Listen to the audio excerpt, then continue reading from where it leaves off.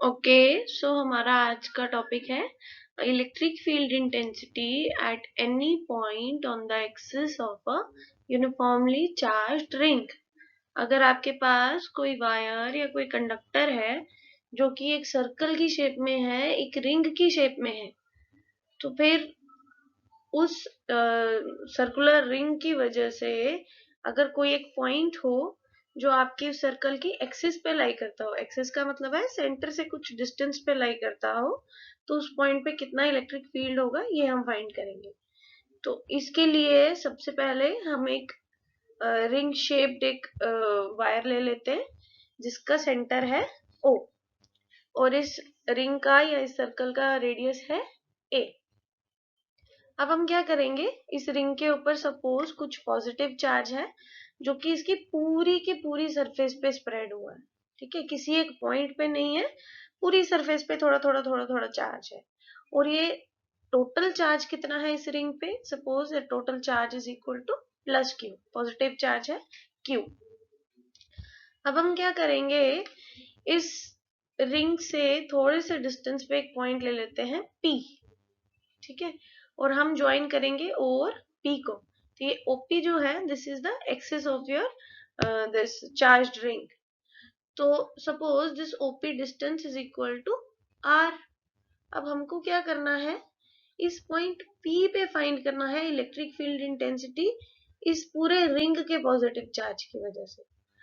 इसके लिए सबसे पहले हम क्या करेंगे, हम सी पॉइंट पे एक छोटा सा लेंथ एलिमेंट ले लेते हैं ए बी, और इस लेंथ एलिमेंट की लेंथ है dl।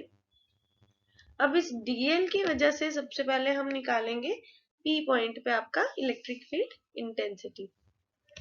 Electric field intensity dl length element की वजह से जो है, इसको सॉल्व करने के लिए हम क्या करेंगे, सबसे पहले हमें पता होना चाहिए कि इस छोटे से लेंथ एलिमेंट में चार्ज कितना है।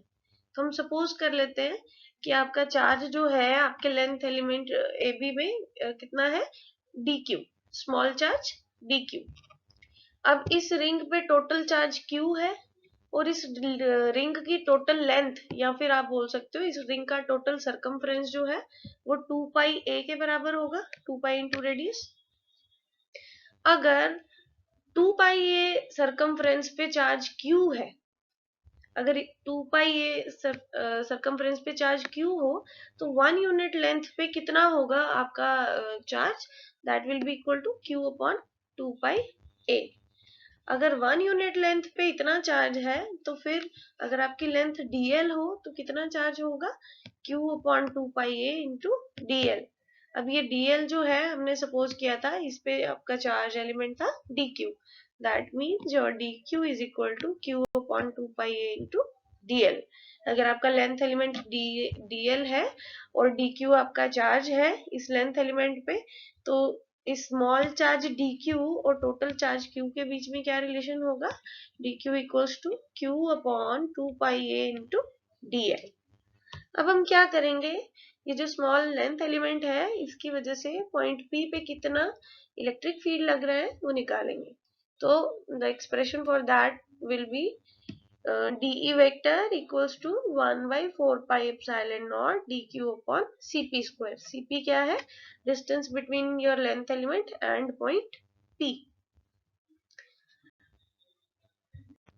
अब अगर आप अपनी डायग्राम में ट्राइंगल COP को देखो, तो triangle COP is a right angled triangle जिसमें CP जो है वो आपका हाइपोटेन्यूज है। तो आपको पता है हाइपोटेन्यूज किसके बराबर होता है, it is equal to under root of perpendicular square plus base square. That means your CP is equal to under root of a square plus r square. ये वैल्यू हम आपकी स्मॉल इलेक्ट्रिक फील्ड की value में put करेंगे, तो we will get dE vector magnitude equals to 1 upon 4 pi epsilon naught dq upon r square plus a square. अब ये जो एक्सप्रेशन है ये आपको बताता है कि अगर आपके पास एक स्मॉल लेंथ एलिमेंट है dl, तो उसकी वजह से P पॉइंट पे इलेक्ट्रिक फील्ड इंटेंसिटी का मैग्नीट्यूड क्या होगा। तो अब डायरेक्शन के लिए हम क्या करेंगे, हमको पता है कि ये जो लेंथ एलिमेंट dl है इस पे चार्ज जो है वो पॉजिटिव है।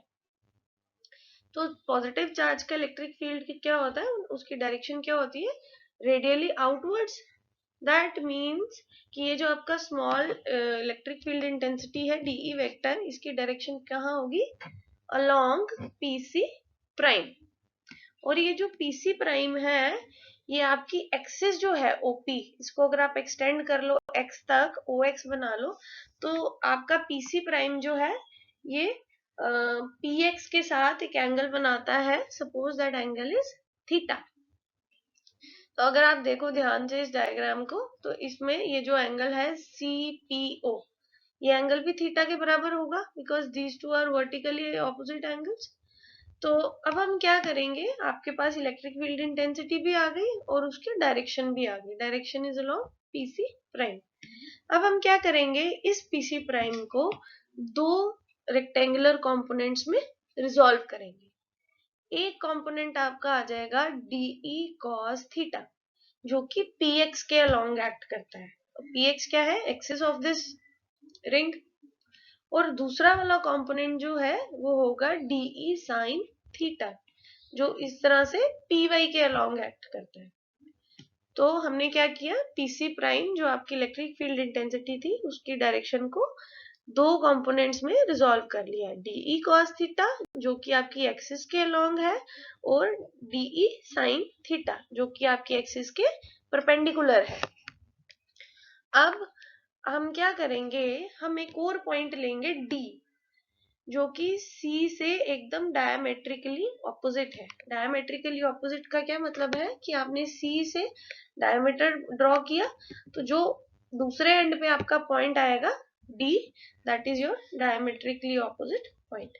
तो हमने डी पे एक स्मॉल लेंथ एलिमेंट लेना है, जैसे आपने सी पे लिया था, और इस डी वाले लेंथ एलिमेंट की वजह से आपने पी पॉइंट पे इलेक्ट्रिक फील्ड इंटेंसिटी फाइंड करनी है। तो वी फाइंड कि डी पॉइंट की वजह से जो इलेक्ट्रिक फील्ड इंटेंसिटी है, उसका मैग्नीट्यूड जो है वो सी वाले पॉइंट के ही बराबर है। That means both are equal to 1/4 pi epsilon naught d q upon r square plus a square. और जो डी वाला लेंथ एलिमेंट होगा, उसकी वजह से इलेक्ट्रिक फील्ड इंटेंसिटी की जो डायरेक्शन है वो कुछ इस तरह से होगी। अब आप इस डायरेक्शन को भी दो कंपोनेंट वेक्टर्स में रिजॉल्व कर लेते हो। एक कंपोनेंट जो होगा वो आपका px के अलोंग आएगा, that is d e cos theta. दूसरा वाला कंपोनेंट जो डीई sin थीटा वाला होगा, वो आपका py प्राइम के अलोंग आएगा। ठीक है।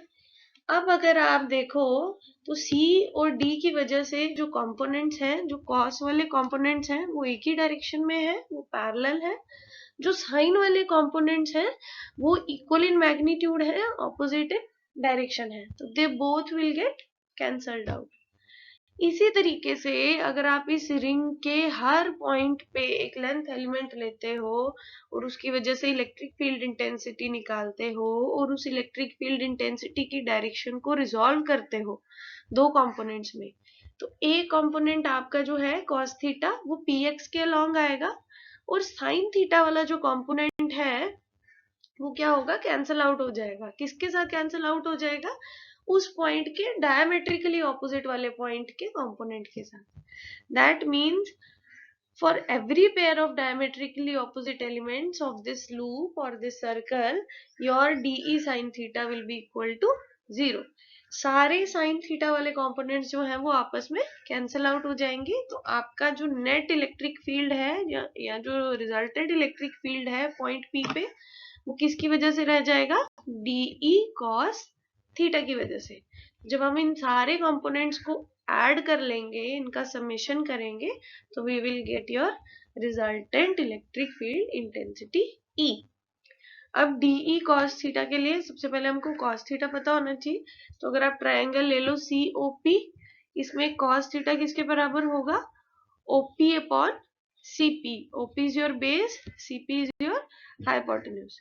तो OP is equal to R and CP is equal to under root R square plus A square. तो ये वैल्यू cos थीटा की और DE वेक्टर की वैल्यू जो है, जो आपकी फर्स्ट इक्वेशन में है, ये दोनों हम पुट करेंगे, तो we get E vector magnitude equals to summation 1/4 pi epsilon naught DQ upon R square plus A square into r upon under root r square plus a square. अब हम क्या करेंगे इस एक्सप्रेशन में, तो डी क्यू है, d q हमको पता है, d q is equal to q upon 2πa into d L.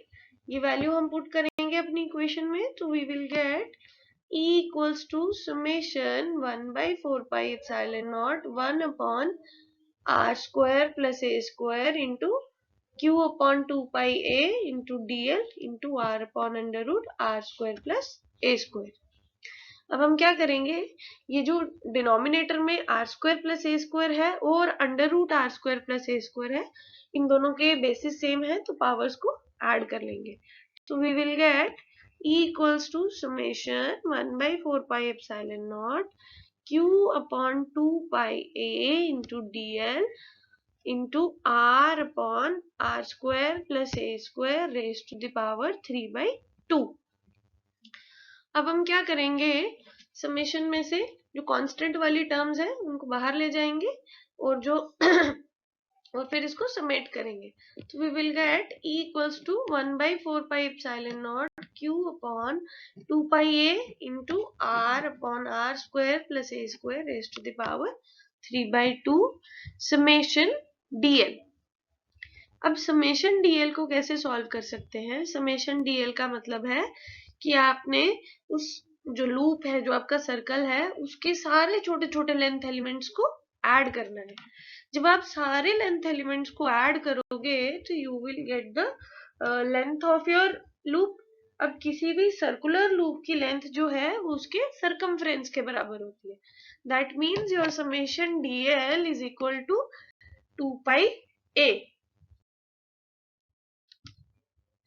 जब आप समेशन dl को 2 पाई a पुट करते हो तो you finally get E equals to 1/4 pi epsilon naught q upon 2 pi a into r upon r square plus a square raise to the power 3/2 multiplied by 2 pi a।